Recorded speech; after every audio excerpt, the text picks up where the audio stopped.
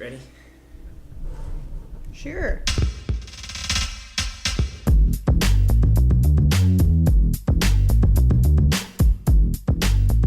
Welcome back to Can You Not? I'm Joe. I do movie things. I'm Amber. I'm late to podcast every night. I'm Jesse. I'm not going to be your happy-go-lucky Negro for any of your white exploits. I have noticed that our SoundCloud views have been about the same, but I noticed our iTunes views, downloads, etc. have been going up a little bit lately. Woo! So welcome to any new listeners as of late who are joining us from iTunes. I don't hate white people. Me either. Believe me, this is... We have that out of the way. Yeah, Jesse's not had a good week. It's nothing personal, fans, at all. It's nothing personal, impersonal group of people on the internet. I was reading an article online about how North Dakota is one of the first, not North Dakota as a whole, Grand Forks in North Dakota is one of the first cities to have and use drones in their police force. And I thought in their police force.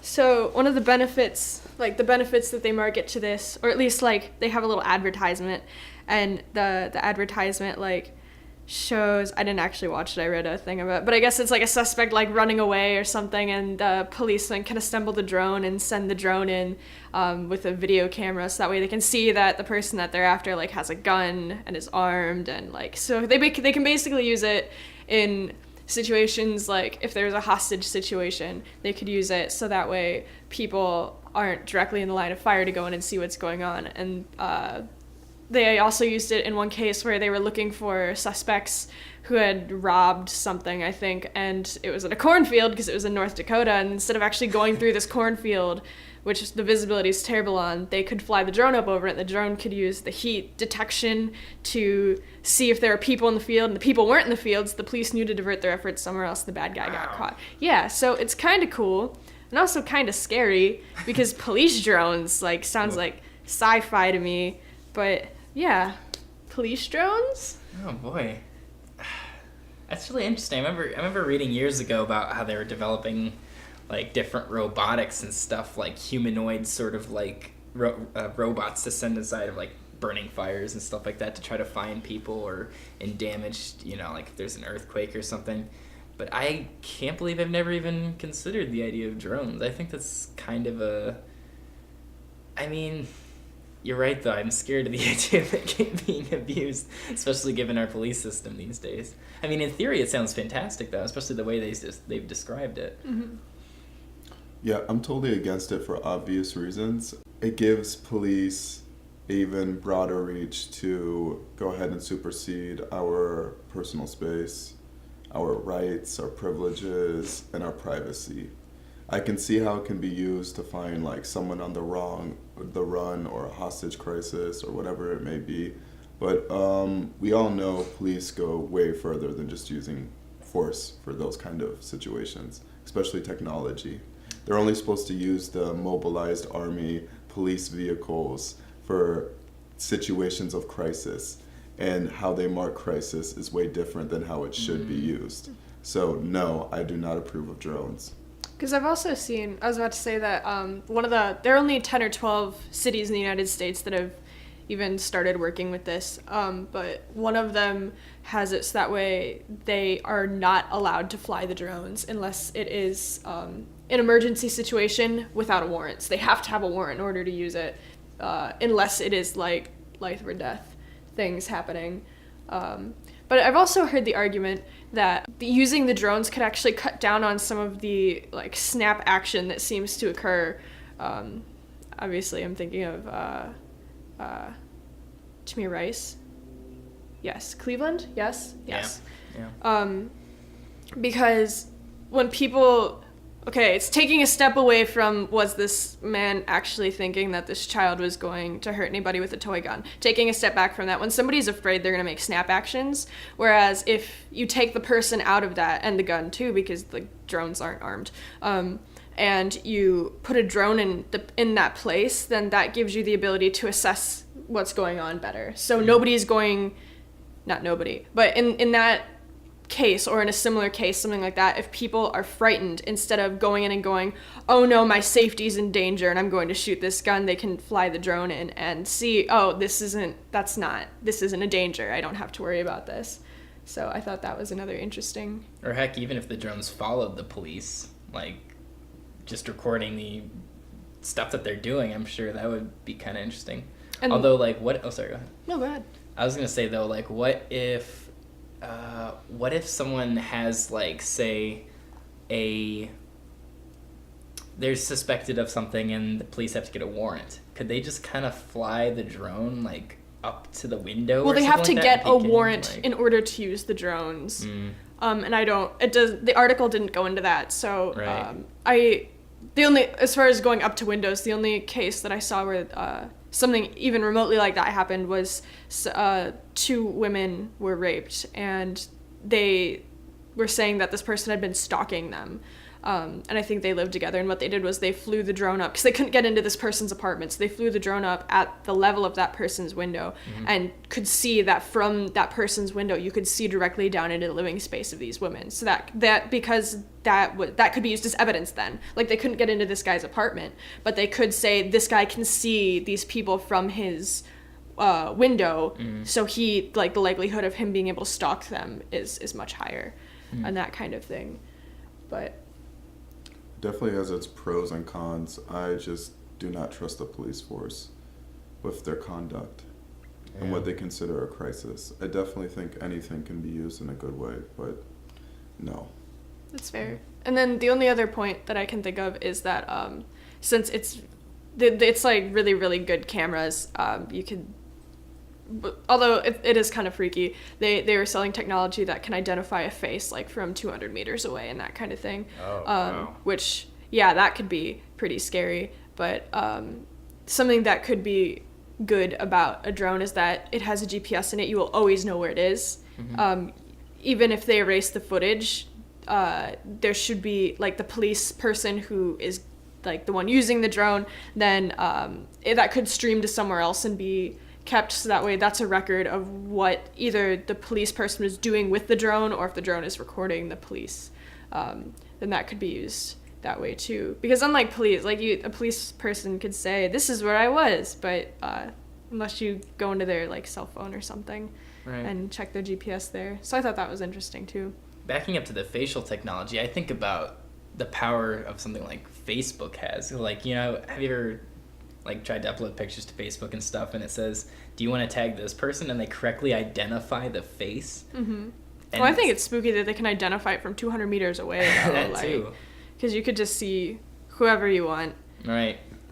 I just think that technology in general is just extraordinary, though. And like you said, it could be used for good things, but it's also kind of scary to think about the fact that it's getting so accurate, and how it's even recognizing blurry faces and faces from profile, and, you know, and it's kind of crazy when you think about it. Yeah, I, like, practically it makes sense. I, like, the things that I've been saying, those things all seem like really valid points to me. And as far as abuse goes, I feel like the major ways that it could be abused would obviously be looking into someone's home. If people are just out on the street, I guess being out on the street doesn't bother me as much. It wouldn't bother me if there were drones, like, out on the road that could see, I guess.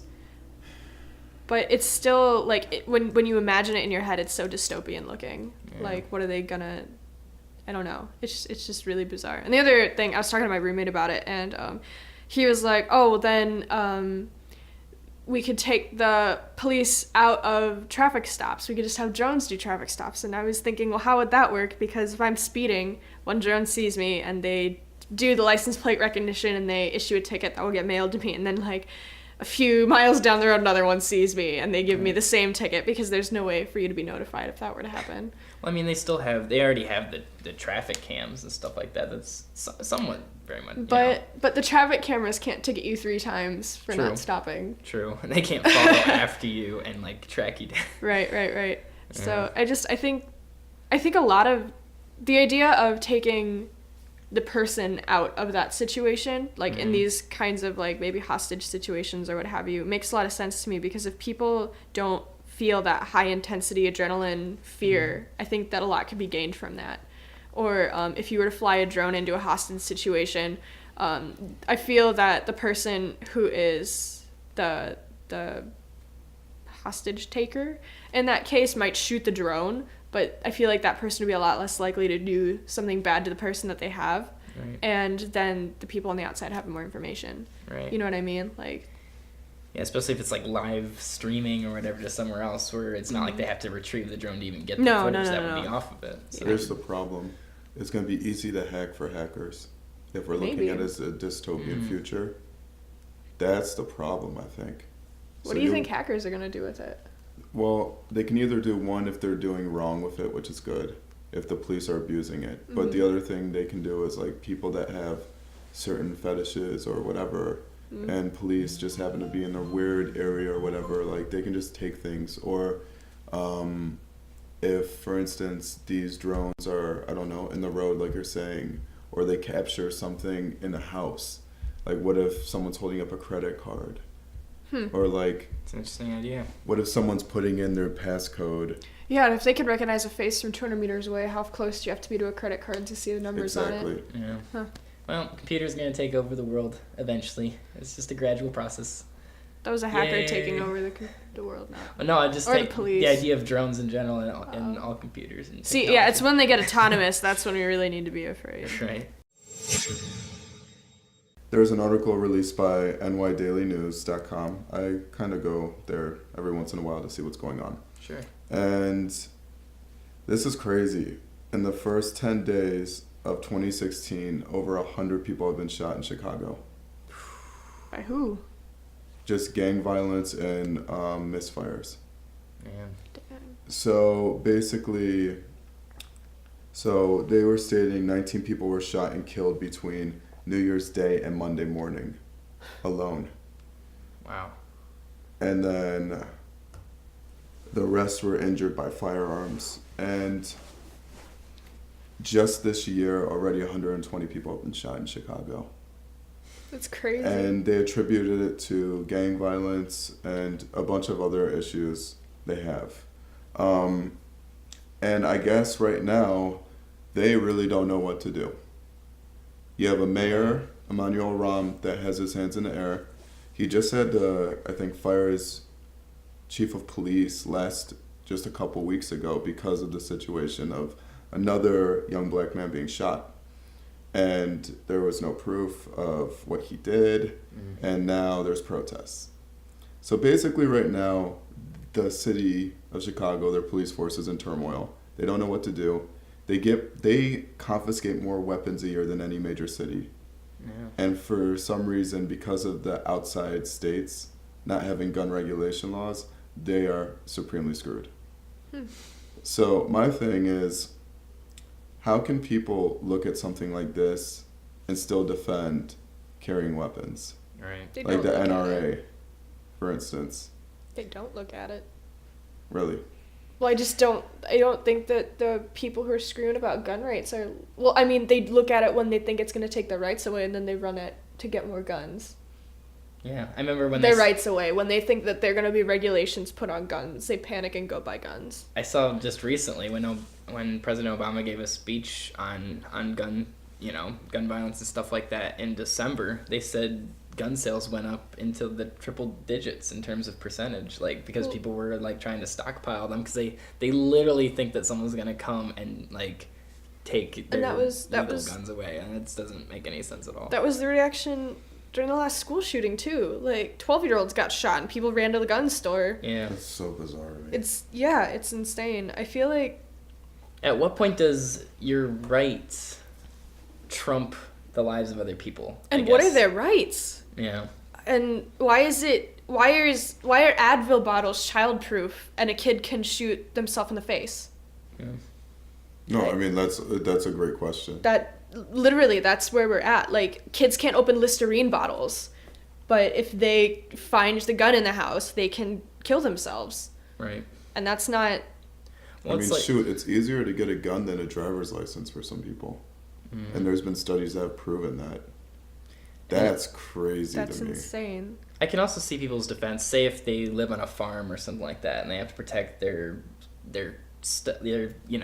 farmyard animals from wolves or whatever. Like, I can understand that. But does anyone really need a machine gun? Well, That's my point. needs There's a no need machine for a gun? stockpile. It just doesn't make any and sense. I'm not saying people shouldn't be allowed to have guns. I am related to and know people who I respect who have guns, and that doesn't bother me that they own firearms, but it does bother me that people think that having to take a test is infringement of rights. People think that having to get a background check is infringement of rights. It's not. And it's You have to take No. a test for driving. yeah, and you have to take a test for driving, you have to do like physical, you have to actually get out and drive for a while with people who already know how to drive in order to get a driver's license. You have to get it renewed. I don't know how gun licenses work, but they're a lot easier to get. Guns are so easy to get. Right. And it's Yes, crazy. there are those parents and stuff like that who teach their kids gun safety, and they don't let them have a gun until they're older and they've practiced. But then there's those people that can just go out and they don't care, or they don't notice, or they even encourage it, My thing is, there should not be private stores that sell guns. No. And Bernie Sanders was talking about this. There's conventions and mini gun meetings where they sell firearms and arsenals, and anyone can get through. Yeah. And his state of Vermont is actually one of the worst states to do this. And he's been trying to crack down on this for years. If it's easier for me to get a gun than, per se, I don't know, a fishing license, we have an issue here. Like, there should be no private businesses selling guns. Right. I mean, it should be state regulated, and it's That's not reasonable. that hard. I mean, there's liquor agencies that are regulated by the state, and you're telling me liquor is harder to get than a gun? Mm-hmm. That's bizarre to me. And the people who don't want to do the background checks and stuff, can't they see like a little bit of compromise could help a big portion of the problem? It's not taking it away. It's just you going through a little bit of extra work to make sure that some random kid with perhaps some sort of mental illness does not get it in the wrong hands, And by the way, you say mental illness, let's state something. A And- lot of these shooters get the excuse of mental illness, and I'm not going to let that happen. Right. I'm not going to let that happen. Well, at all. the other thing being too is that I even felt bad saying that because mental illness is very stigmatized, and there are people who are on medication for mental illnesses, and there's a lot of people who they feel very marginalized because they're treated some part of them like that is treated as a disease of sorts, I guess. It's still a background check. Like, Yeah. at It's least not a that back. It's hard. not like you have to It's not that hard. psychologically analyze someone. That's Right. like, because that's another thing that I don't know that would actually help. But you could at least make sure that they know what they're doing, they know how to do it safely, And pass a test. and pass a test, and make sure that they're not violent people. Like, if they have a history of violence and they assault people, obviously don't let them buy a pistol. Like, I don't. And treat it like a driver's license. You do something effed up, points. You lose your license, you lose your gun, and you could do jail time. Like, literally, we treat vehicles like automatic assault rifles, but treat guns like pops, like sodas. Like, literally, I don't get that at all. Yeah, maybe you should even have a renewal period too. Like maybe after every 8 years or something, you have to go and be checked again, right? And I know that they're working on safeties to put on guns that would be akin to like having to push down the cap of the Listerine in order to get the thing off. That will make it harder for kids to get a hold of it and do something wrong. And they're also educating gun owners about safe places to store their weapons. Yes.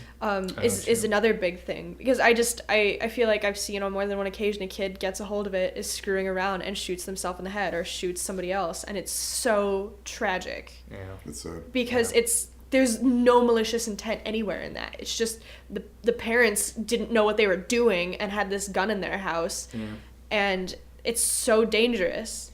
Well, the scariest part too is you know, a lot of people say, well, I'm just protecting the people around me and stuff like that. You know, they're like, well, I want to be able to defend. But what you're doing is creating this culture of fear. If everyone feels like, and if everyone knows that everyone else in the place has a gun on them and would be willing to use them at any second, what does that say about what we're kind of cultivating in America, and right? what is the fear? I would like to know it eloquently spoken by someone. Yeah. Anyone, I would like to hear what the fear is. You know what I mean? Like, what is this fear? Right. Because if it's fear of people that you don't like, we have a problem. Mm-hmm. If it's fear of things that aren't explained, we have a problem. Right. Like, I think it's ludicrous. And perhaps this is a stereotype, but it seems like they're all for everyone having guns until the guns get in the hands of black Other people. Wow. Isn't that surprising? And the other thing too, The Daily Show ran a thing about this, and it was this whole good guys with guns will protect us from the bad guys with guns. And one of the reporters like went through the training and went through a simulation that responders to things like school shootings have to go through, and being able to use a gun in that kind of situation isn't something you could just do. You don't get a gun license because that's so easy. You can't just get a gun and go protect people. You have to be able, I mean, at least you have to be able to aim. You have to know what you're doing. You have to not panic and shoot kids by accident. And that's not something you could do just by having a gun. That's things, and I mean, I know that I don't even know that cops go into that. So first responders, let's say. First responders to that kind of situation who have to go in and actually try and like apprehend the people who are shooting children, have to go through training, like years of training in order to be able to do that. So I don't know what redneck thinks they're going to do with the gun license that they got for 25 cents. Like, you know what I mean? It's so easy to get that. And it's not something you can't just say, I have a gun, I'm going to protect you. I don't believe you. As we speak, several days ago, David Bowie has passed away. Jesse predicted I was going to talk about this. I am a huge David Bowie fan. Shocking. I'm shocked. Right? I really think he was an extraordinary talent. He changed the way we think of pop/rock stars. And ultimately, you know, people are putting out all kinds of articles and retrospectives and all kinds of fuss about him because he meant a lot to a lot of people. Something that's been kind of stirring about, though, at the same time, though, is something that I don't think we should ignore. And that's back in the early 70s, he had sex with at least one underage girl. And what a lot of people don't like to hear this, but it's a tough thing because some people are calling out and saying, well, we should treat this as like a Bill Cosby situation and stuff like that. And then there's the people who are like, well, she was 15, but she was completely consensual about it, and she doesn't have any regrets about it and stuff. But it doesn't deny the fact that he still was in a position of power in that situation. He was in his early 20s, and she was 15. So it doesn't matter how much she wanted it. It was still technically rape in a sense, right? And so legally, no matter if both of them were on board with it or not.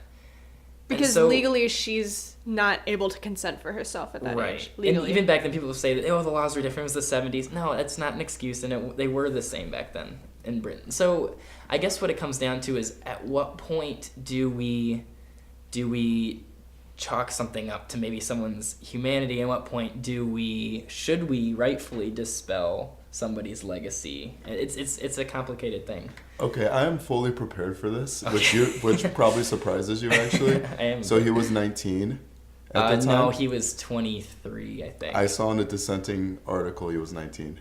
Really? Yeah. Okay, well, I had just heard, I thought he was 22, 23. So that is up for interpretation.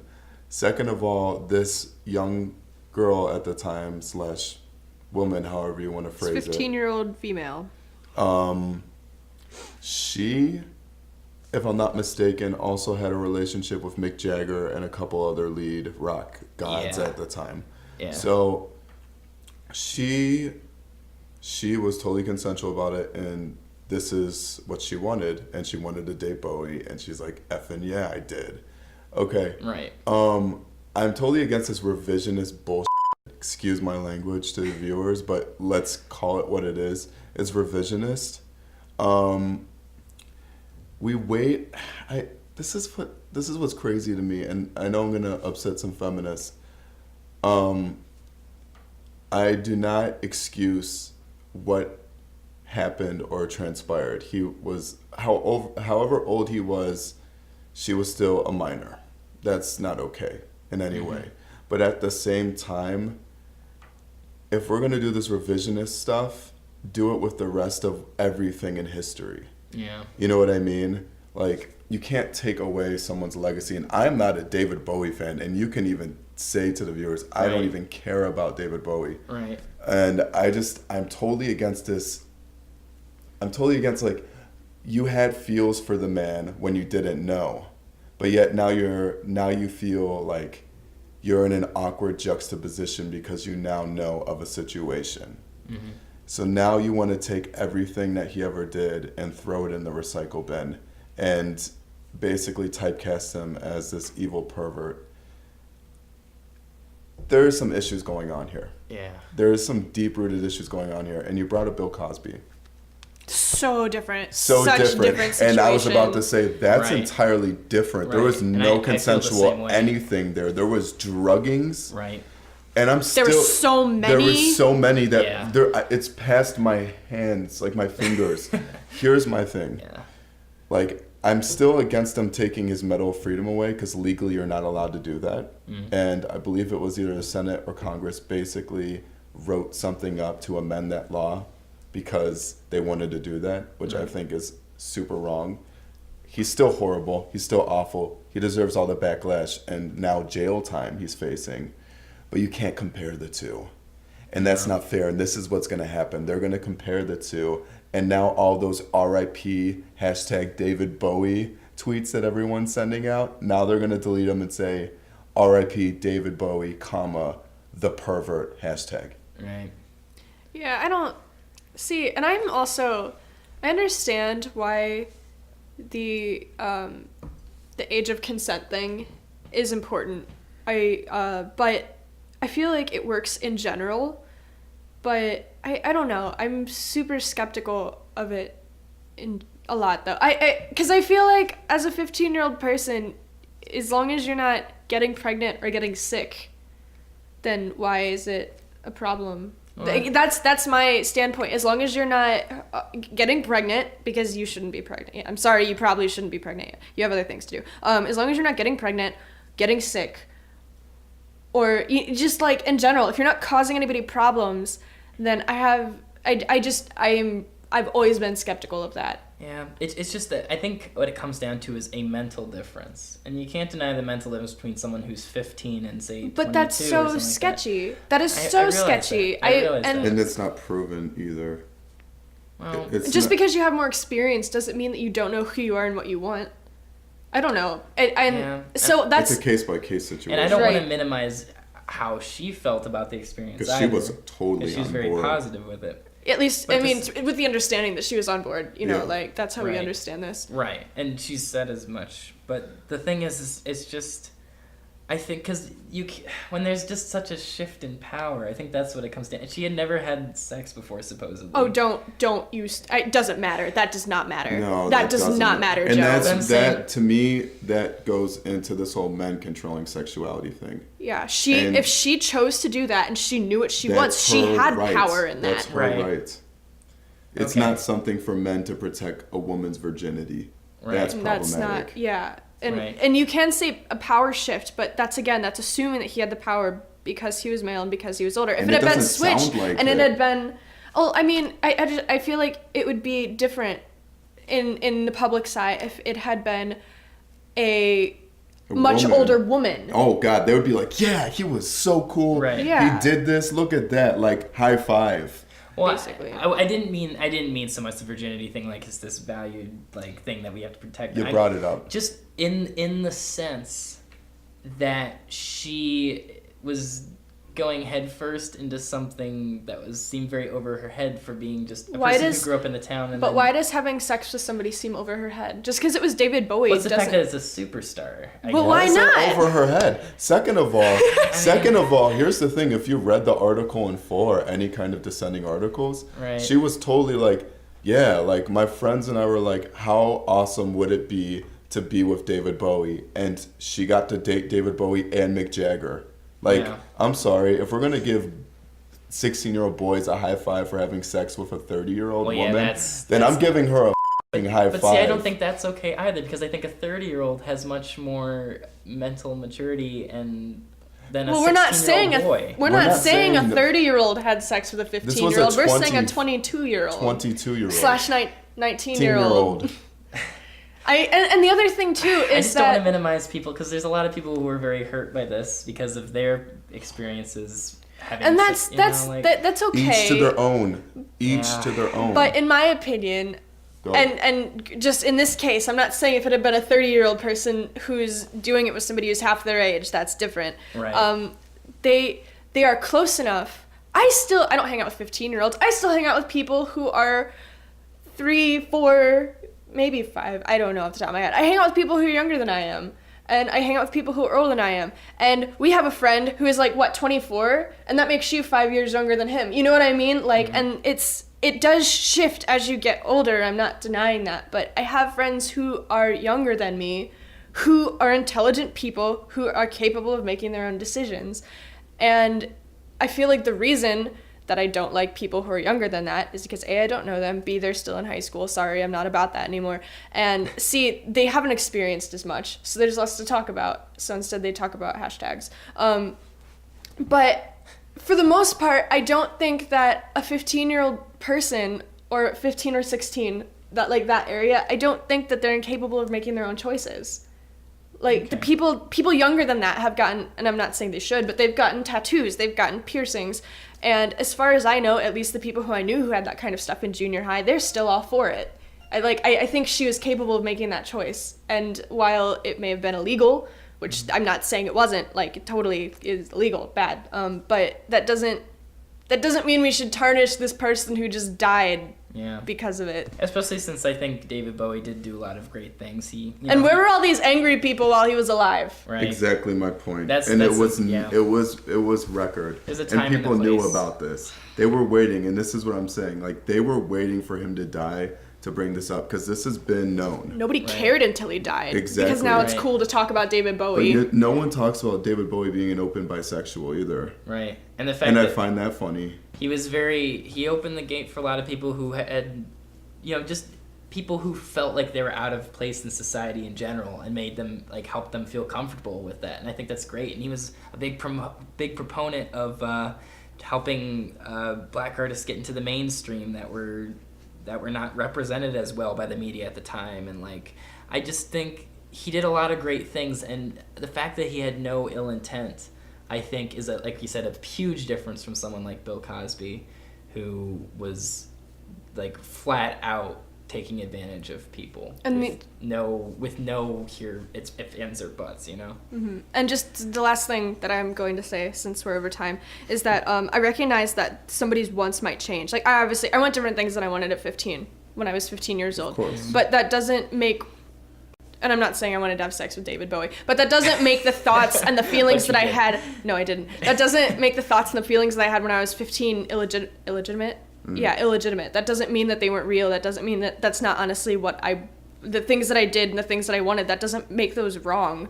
So, and I can recognize, okay, the things that I was doing when I was 15, or the things that I wanted, are not things that I want anymore. But I'm not ashamed of those. Right. And if those things were to involve sex, like in this this female person's case, sex isn't an emotionally scarring thing for women outright. It's not just, oh, sex is scary, we need to protect these girls. Yeah.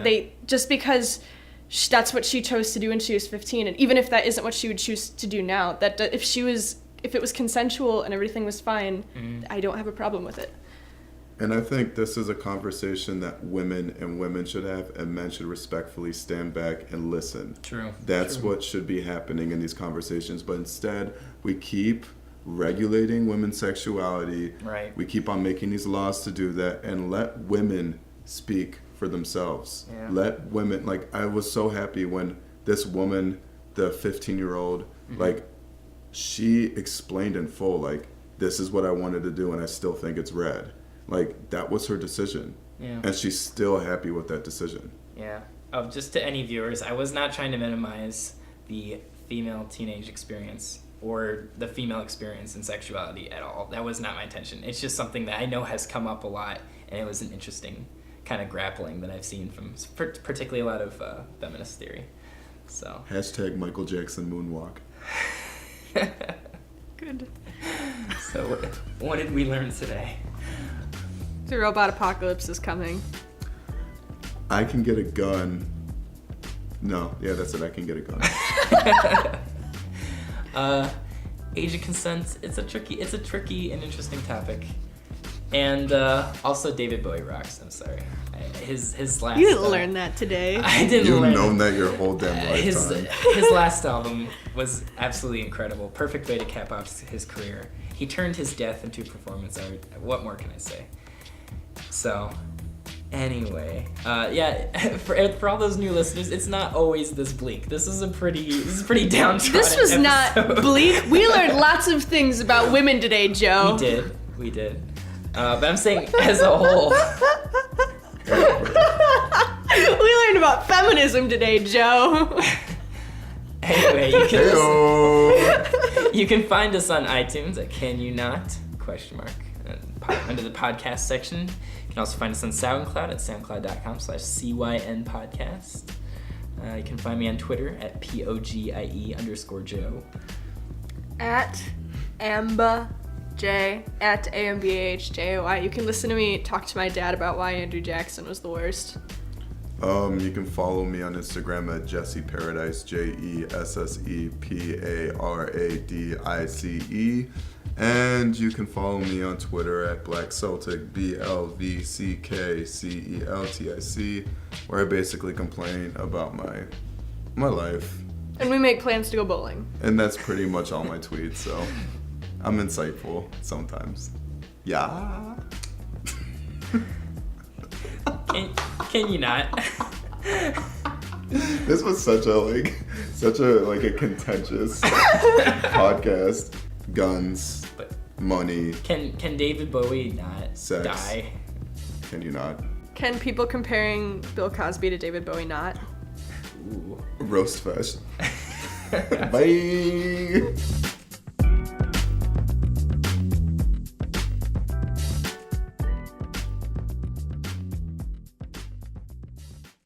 Okay, no, but I'm not doing a sound and she's not doing a sound.